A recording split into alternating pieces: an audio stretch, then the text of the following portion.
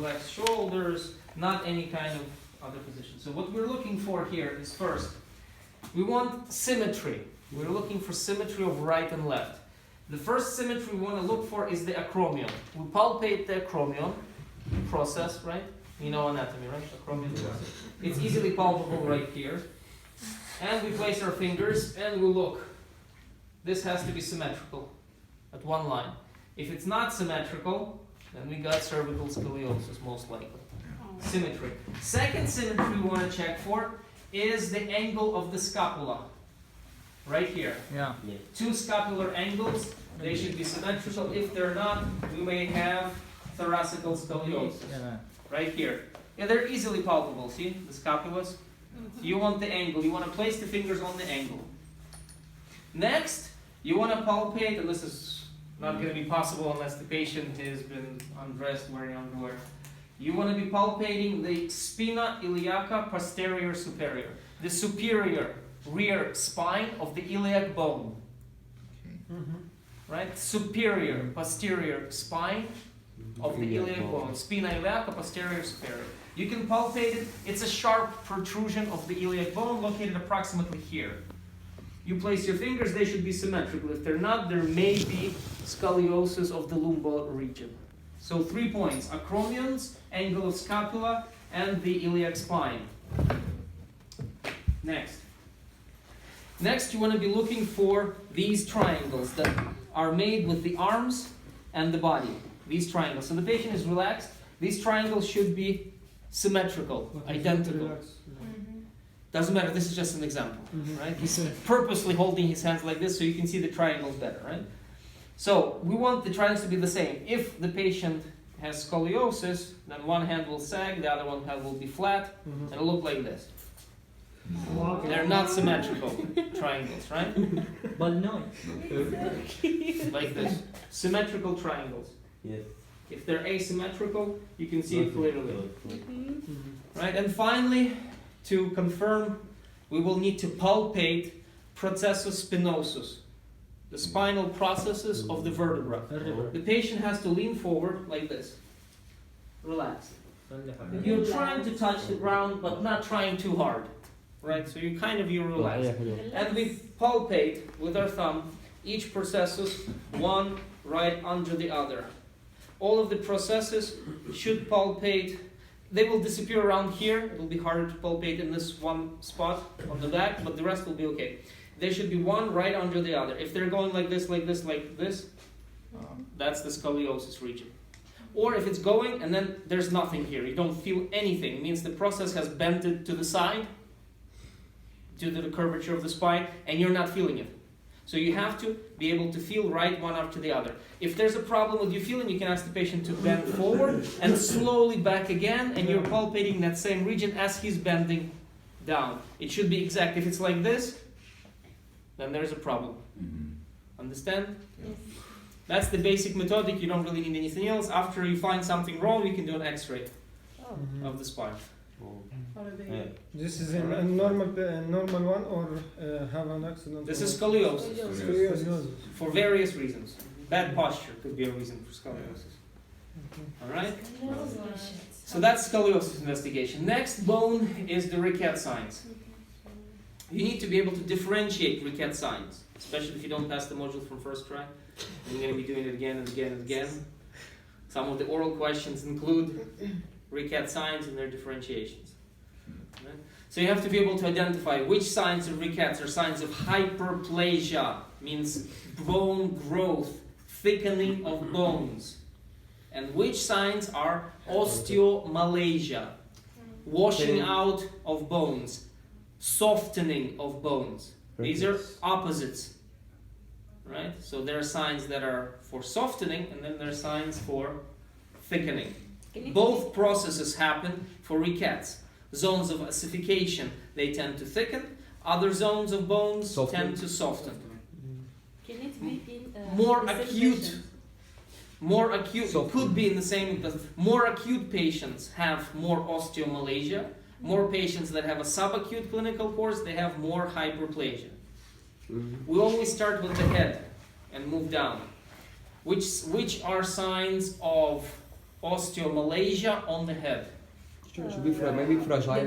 You said that the skull will have some spaces between the zones of Fragile. Well, technically, there may be in early small babies, the sutures Yeah, may not be formed. Yeah, that's what. Right, the sutures may not be formed, and the edges of the skull plates are soft. The best place to palpate it is the fontanelle. They will have a large fontanelle with soft edges. The bone edge of the fontanelle, it's supposed to be hard, but in this case, it's going to be soft. You can press it, and it feels like a cartilage. Soft edges of the fontanelle. That's number one. Number two, osteomalacia, softening of bones. We'll have like On the head, we're moving from top down. Number two, The shape of Maybe. Frontal bone, maybe. Large Frontal skull, bone big. is going skull. upward. جمجمة كبيرة. no, it's called flat occipital. The occipital bone, you can see it's not flat, see? You see this bump? Yeah, that's the tuber occipitalis. In this case, it will be flattened. Flattened. As the baby lies on his head like this all the time, and the bone is soft, it literally flattens out under the weight of his skull. It's going to be flat right here. Flat occipital. Flat occipital. Similar with craniotabus, which also gives us some flattening bones. Right? What else?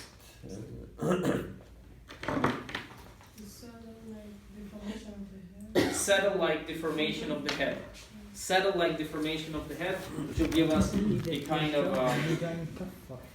yeah. It's basically due to the fontanelle. These skull bones, they're soft edges. They press against each other and they sort of fall inwards. There will be like this kind of a saddle, basically, on the head like this. So instead of being like this, the head it goes like this.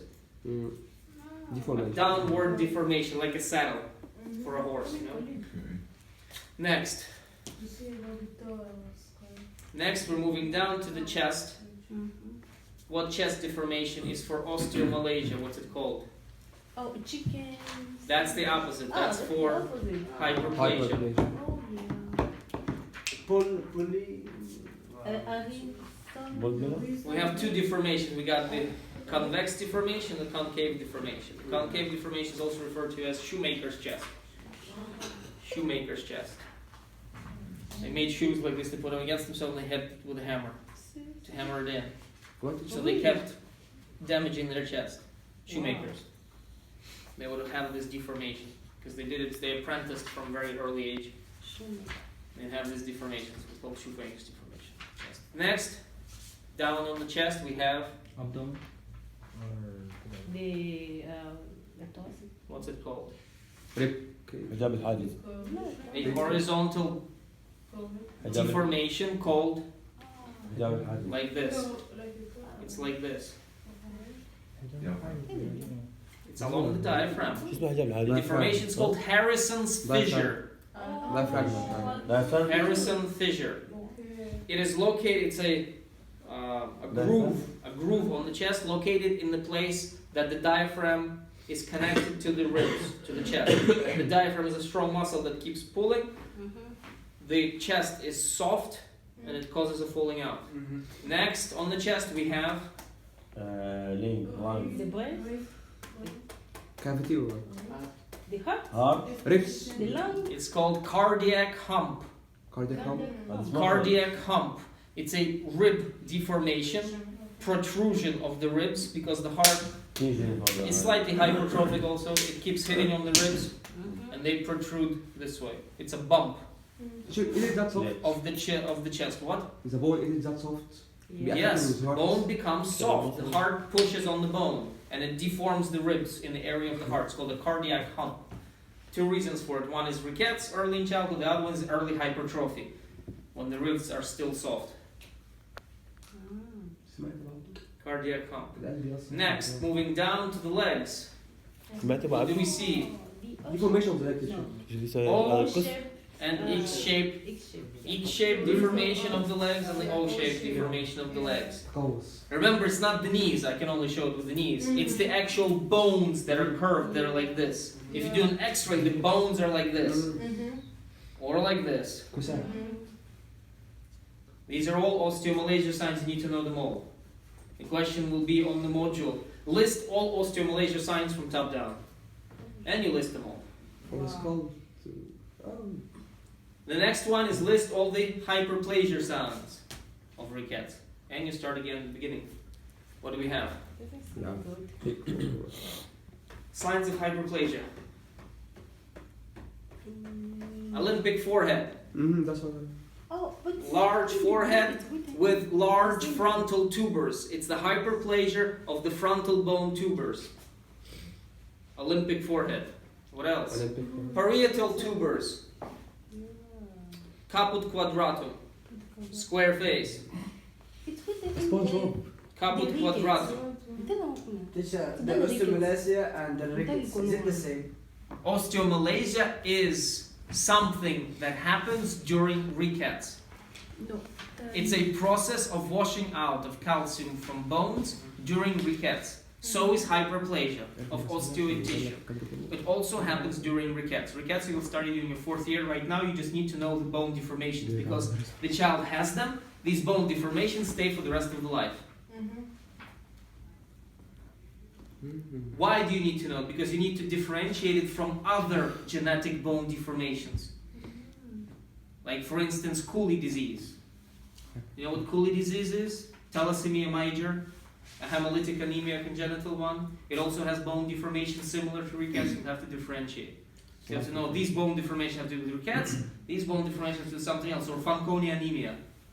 Fanconi is a hereditary aplastic anemia that also has bone defects. You'll have to differentiate. These bone defects are not rickets. So you have to clearly know which bone defects have to do with rickets, otherwise you can never differentiate. You won't know how to do that.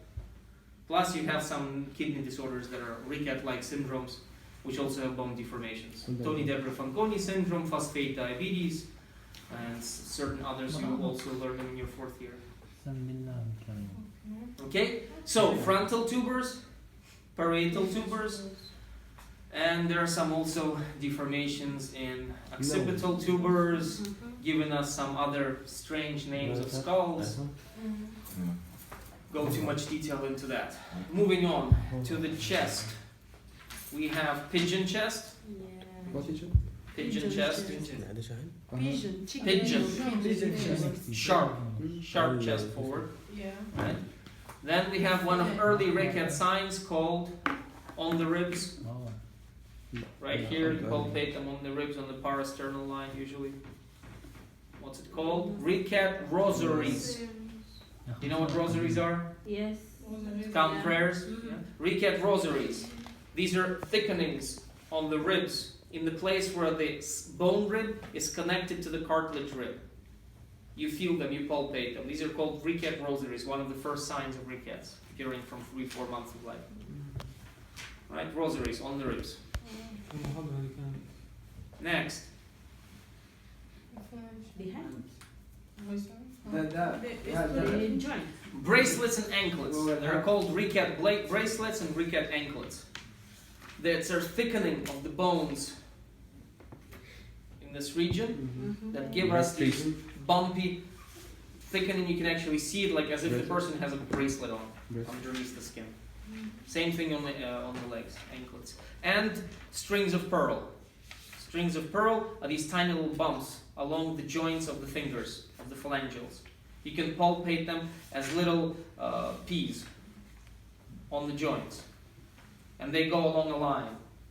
So one here, one here, one here. Called strings of pearls. These are also signs of hyperplasia. Okay? Okay. That's the skeletal system, practical skills that you need to know. Next is the muscular system. Muscular system. You need to know signs of, for the muscular system, hypotonia of muscles. What else? You can check for muscular hypertonus, muscular strength evaluation. That should be enough. So, starting with small babies or even small children. One of the symptoms called weak shoulders. Weak shoulders. Basically, take a person, you lift them underneath their shoulders.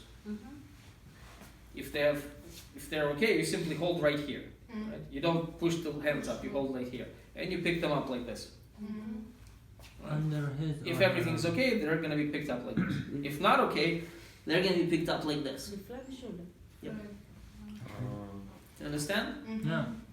Take a child, you pick them up, you simply go like this. Maybe a little bit arms, but not much.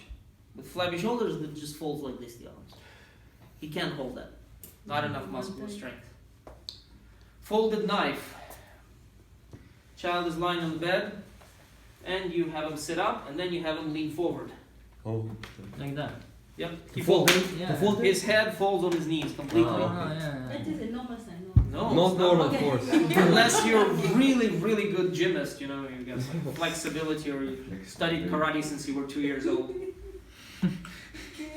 It's not normal. Right? So the head folds right in the knees.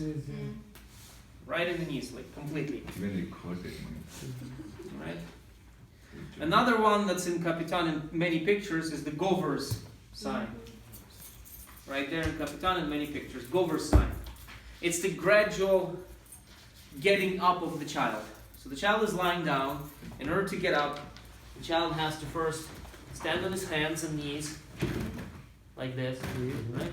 Then he's gonna go like this. It's like granite road. And then he's gonna go like this, and then he's gonna go like this. This is all in pictures of Capitan. It's like granites. Doesn't have the strength. He can't just get up. He has to go through the steps to get up. Different steps to get up, because not enough strength. These are all signs of muscular hypotonia. But this is. For muscular hypertonus, we're mostly looking for signs of possible tremors and convulsions. For that, we're checking two signs that you must know. Chvostik sign. Anybody know chvostik sign? Chvostik. Nobody was at my lecture, okay? I was. Teacher, I was checking. Absent from my lecture. No, what day, teacher? What? Chvostik sign. Remind others a little. Chvostik sign. I don't remember the name even. Chvostik sign. I swear I was teacher. لو بتمرن مع تشيلر عيدك Joystick sign? Chvostik sign. صوربية مثلا يعني. Maybe I want it. I don't No, know. it's not for that. Joystick sign. Chvostik, CH. مخرج منين؟ Chvostik sign. Chopstick? Chopstick. You chew it or with whistle? No. Oh. That's the author's name. Robert's test, no? Ah. It's not the same with the Robert's test? بس بعد It's not the same with There's Robert's no- That's the next step. We're gonna do coordination stuff. Uh-huh. No. Chvostik sign. Chvostik sign نعم is sign of convulsive readiness. You hit right here on the zygomatic bone, where you can palpate the little bump. That's the, or not bump, but what do you call it? A groove. There you go. A little groove. That's fossa canina. That's the place where the nervus facialis exits. So basically, you're hitting a nervus facialis trunk, which causes a twitching in the corner of the mouth as you hit. This is the Chvostik sign. Typical for various convulsive readiness signs, especially internationally used for defining latent spasmophilia, hypocalciumemia, deficiency of calcium. So associated often with rickets, treatment of rickets, improper treatment of rickets, etc. So that's one of them, Chvostik sign. The other one is the Trousseau sign. What is the Trousseau sign? Trousseau sign. Which? Trousseau sign. Trousseau. Remember the name. but- Anytime you talk about Chvostik, you gotta find Trousseau. If you look it on the Google Trousseau, you'll find Chvostik. If you Google Chvostik, you'll find Trousseau. Trousseau sign is called obstetrician's hand. الباص. You press on musculus biceps brachii, and it causes extension of the thumb, sometimes a hyperextension of the thumb. And these two fingers, press towards your Yeah, I hand. remember. These ones can be straight or kind of crooked, doesn't matter. right? It's like this. I'm all walking. You let go, it goes back. Trousseau sign. Called obstetrician's hand symptom. How would you do it? Trousseau sign. No, I Right? can't. I can't do that. Ai tătâne, ia? Ai tătâne, You shoot in your gun. ai tătâne. Oh, to relax. Obstetrician's hand. Trousseau sign. Yes. Next, checking for muscular strength. Stand up. Checking for muscular strength. Do it like so. So we want to evaluate muscular strength. If the patient is a lying down patient, right, then he's simply you ask, okay, To lie? squeeze my finger, squeeze my hand. If the patient's not lying down, you want to evaluate strength fully. You can do it like this. Take the hand of the patient, put your hand on the muscle here. You ask the patient, move your hand towards yourself. Move it towards yourself. Yes. Now move it harder. You provide resistance. You provide resistance for the hand. Muscles. And this can be evaluated on a scale of 0 to 5. 0, hand doesn't move, the muscle doesn't tense. Nothing happens. Paralysis. 0. 1, the muscle tenses, the hand doesn't move. 2, the muscle tenses, the hand attempts to move, but it cannot in any way overcome your resistance. No effort. Not even your slightest resistance. So basically the head is trying to move, but the weight of your own hand is just too much. Right? This would be 2. 3, he can overcome only mild resistance. Mild resistance. So if you're providing mild resistance, he can do it. Any more than mild resistance, he can't. 4 is moderate resistance. And 5 is doesn't matter what resistance you give, he can move his hand. Understand? 0, muscle does not move. 1, muscle moves, hand doesn't. 2, muscle move, hand twitches, but can't overcome anything. 3 can overcome mild. 4 can overcome moderate, and 5 can overcome severe. Okay? So let's start. No. We're gonna. No. Understand? Yeah. If there's problems with strength and you want to check it further, there are apparatuses called dynamometers. They Lift can or- measure the strength. By twisting strength, turning strength, squeezing strength, all that stuff. Next is coordination tests. Coordination tests. Coordination tests are on the borderline between muscular stuff and neurological stuff. So sometimes muscular problems, basically nervous system and muscular system are also close together. Because paresis, paralysis, there are nervous problems, but there are also muscular problems. So we're doing meningeal signs for nervous and everything else for muscular and skeletal. So coordination tests. What's the Romberg pose? You were at the lecture, right? Yeah. Is this not it's No. the Oh, yeah, Romberg. this and the, Yeah. and the leg. So- One leg. The Romberg pose is feet together, flat Yeah. together, Feet together. together, Yeah. hands forward, Yeah. hands forward. You have to stay steady. Easy, right? Mhm. Because that's the easy Romberg pose. Now we're doing the advanced Romberg pose. Oh, It's upward. close your eyes. Close your eyes. Stay. Don't shake. Mhm. Right? Now let's do advanced Romberg pose. Open your eyes. Open your eyes. Advanced. You put one foot directly in front of the other. Under your eyes? Yes, directly in front. Touch Close it. your eyes. Hands are still forward and close your eyes. So I- You're shaking. What's He's trying to hold his balance. See, if the person has any problems with, for instance, an inner ear infection, right? The ear problems, he won't hold his balance and fall down. An even more complicated Romberg pose is this one. On one foot. Oh. Right? This is this one. The advanced Romberg pose. On one leg. The foot is pressing on the knee. Yeah. So it's like this. Like this. Straight down the other way. That's even more complicated. Hands forward. Back is straight. Hands forward. Eyes closed. That's good. The Shaolin monk. Now, the next one that we like to use, there are actually a bunch of different tests, is the finger nose test and the finger test. One is touch my tip of my finger with the tip of your finger. That's the doctor-patient finger test. Right? The patient touches the doctor's finger. Right? That's one of them. 2 is having the patient touch his fingers. Closed eyes, touch fingers. And the last one is legs straight together, hands apart, eyes closed. One hand nose, tip of nose, the other one hand tip of nose.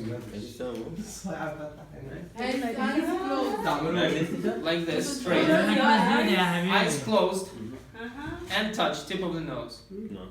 One other hand. It's not really touching. Okay, go ahead. So if you're going like this, or if you're going like this, Teacher, Sergio Ramos.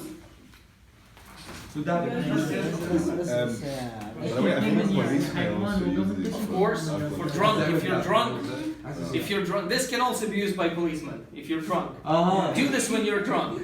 Close your eyes. Without closing your eyes.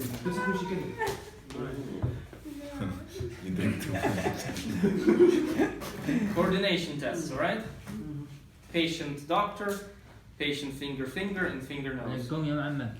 But there's many kind of stuff more that you can make up, discover. There's different tests, different authors. You can check in different عم books. شيال همي رفع سره وضرب يمي. Alright? Yes. Right. I think we did all of them. Teacher, what about teacher in the skeletal system? Should we know the